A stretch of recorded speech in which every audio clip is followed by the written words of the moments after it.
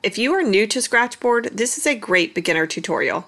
I also recommend my video for basic drawing techniques with Scratchboard tools to get a feel for the different tools you'll use. The first thing I do when creating a portrait is to find my reference image, and then edit my reference photo and print it out to size. For this tutorial, I have done this step for you, so follow the link below and download the black-capped chickadee image. Once you've got your image printed, you need to cut out the image, leaving an inch or two extra on the top. Then you are going to overlay the printout on top of your Scratchboard. Fold it over and tape it to the back of the Scratchboard with artist tape.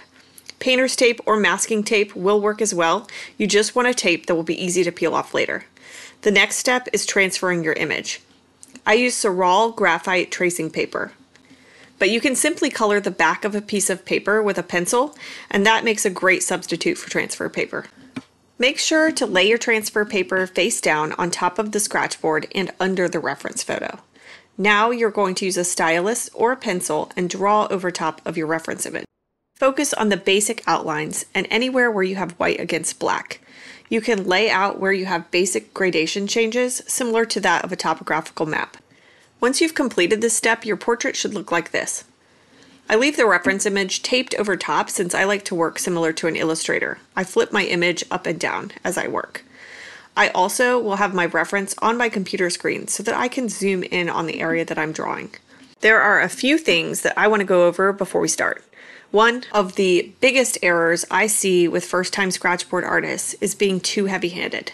When drawing on Scratchboard, you want to be very gentle. Do not push hard, and you gradually will remove the black with light strokes until you get the gradation you're looking for. Pushing down with a heavy hand is just going to gouge your clay layer, and that is a mistake that you cannot cover. Always make sure that the marks you are making follow what you see in the image. All feathers are not identical. They do not go in the same direction. You need to make sure that you depict that to get a truly photorealistic portrait. I always start with the eye on a portrait. I think it is a good focal point to start with and to work your way outwards. For the eye, I'm going to use my U18 and then I'm going to come in with my X-Acto for the white glare that's on the eye. I'm going to use my U18 needle for the beak as well, so after the eye I jump over to that before starting on the feathers. I'm using small hatching and cross-hatching marks to get a very soft gray. For all of the feathers, I'm going to start with my R5 needle. While the top of the chickadee's head is black, you can still see the feathers, so be sure to use your needles very lightly here. Leaving black space between your marks will also help give the impression of the black feathers. I will use the R5 for the majority of my base layer on the bird.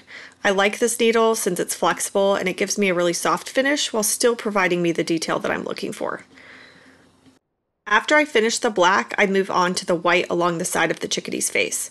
I am pushing a little harder with my needle, but you can get the whiter tone simply by going over the area more than once. Moving down to the chest, the feathers here are longer, and you can see how the individual feathers splay out to the sides, so be sure that your strokes reflect that. For these smaller distinct feathers with the white edges, I'm using my U18, starting along the outside and working by hatching strokes inward following the edge of the feather. As I move to the top shoulder of the bird, I switch to my R3 needle. This will work better to give me stronger, distinct lines that you see in the feathers here, while still being a lot softer than using an X-Acto knife. Make sure that you do not overdo the feathers here, as there are little bits of black peeking through the layers of feathers.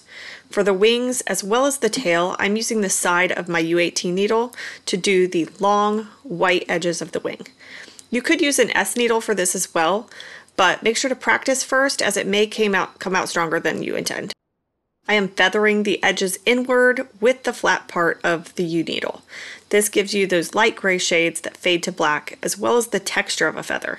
I'm going to use this tool for the foot as well, being sure to leave black at the joints. I will use it with small hatch marks close to stippling since the area is so small. Now that the base layer of my bird is done, I'm going to move on to the branch. For this, I'm going to continue with my U18 needle, doing small cross-hatching strokes in different directions. Following the shape of the branch with the majority of your strokes will give it a three-dimensional feel. Slowly build up those layers of cross-hatching until you get the bright tones and the whites that you see. Do your best to leave the black spots and the dark areas blank. After I finish my base layer on the branch, I'm going to use some ampersand black repair ink to add in the sharp cracks and the little spots that you see in black on the image. You can also use a black Pitt pen for this or black India ink. I like the control that I have using a liner brush and the black ampersand repair ink.